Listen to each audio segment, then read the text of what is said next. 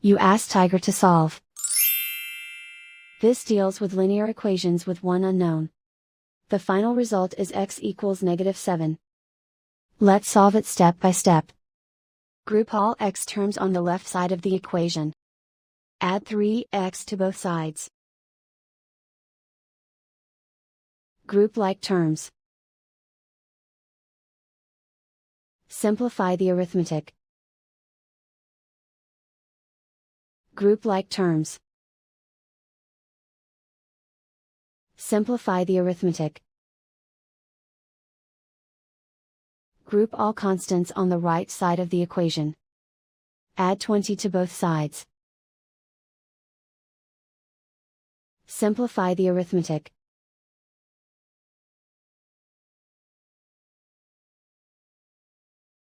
Isolate the x. Divide both sides by -3.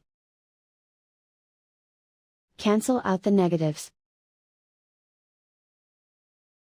Simplify the fraction. Move the negative sign from the denominator to the numerator. Find the greatest common factor of the numerator and denominator. Factor out and cancel the greatest common factor. And so the final result is x equals -7.